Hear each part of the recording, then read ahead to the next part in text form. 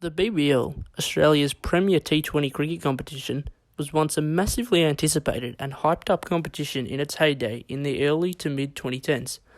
However, it has since seen a massive drop in both attendances and TV viewership. So, why is this the case? Today, we will explore the rise and fall of Australia's Big Bash League.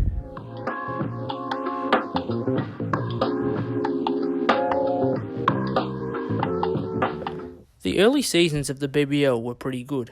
The first instalment, BBL 01, featured Australian superstars such as Shane Warne, Matthew Hayden and Brett Lee, as well as well-renowned international players including Brendan McCullum, Daniel Vettori and Shahid Afridi. These players, along with the idea of a short, fast-paced format of cricket, drew reasonable crowds to games, and at the time, the fans loved it.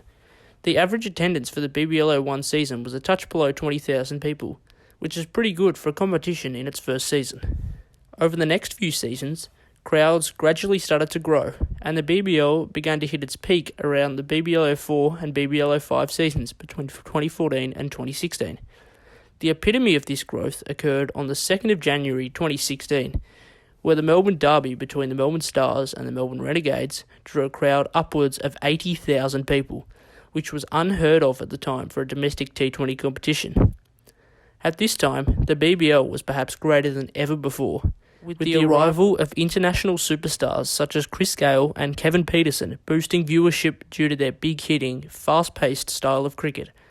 The average attendance was almost 30,000 per game, which was incredible considering almost half the games were played at stadiums with a capacity lower than that. The BBL was thriving, the league was making money, the games were interesting, and most importantly, the fans were flocking to the games in massive numbers. What could possibly go wrong? A lot, apparently.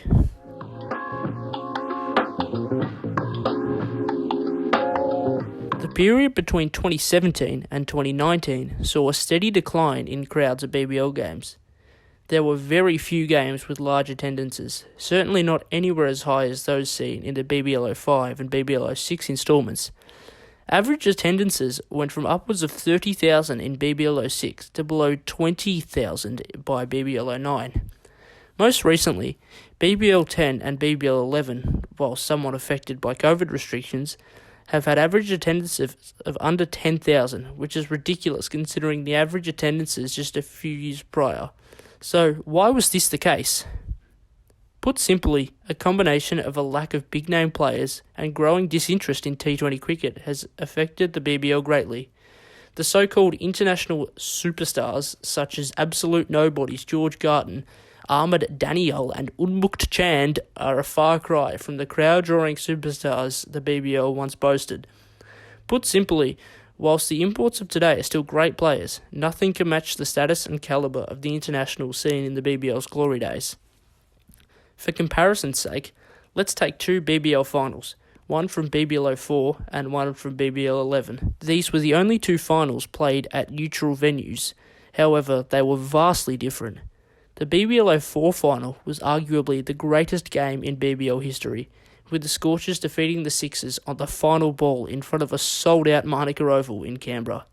This completely tops the BBL 11 final, which was a boring, one-sided affair in which the Scorchers again defeated the Sixers by 70-time runs, this time in front of a paltry 10,000 people at Marvel Stadium in Melbourne.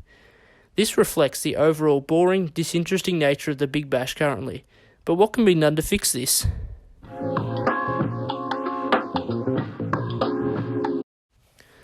In order to attempt to fix this, the BBL have introduced many somewhat strange rules in recent years, most notably the introduction of the power surge and the bash boost point, both of which are absolutely useless and have no effect on crowd numbers or TV viewership whatsoever.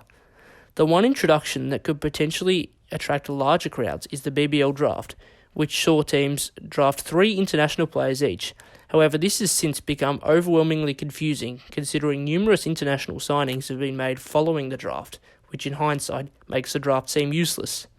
In all honesty, not much can be done to fix the problem with the BBL. The only reason other T20 leagues, namely the IPL, draw such big crowds is that they are played in an environment in which the vast majority of the population are absolutely cricket mad.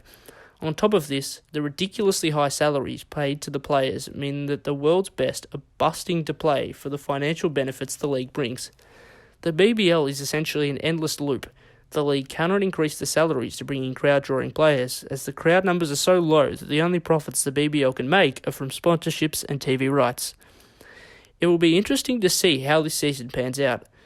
The draft has drawn big-name players to the BBL such as Faf du Plessis, Trent Boult and Martin Guptill, which will hopefully boost crowds, creating an atmosphere similar to that of the thriving Indian Premier League. The BBL still has potential, and hopefully it can return to its glory days, drawing massive crowds with incredible atmospheres.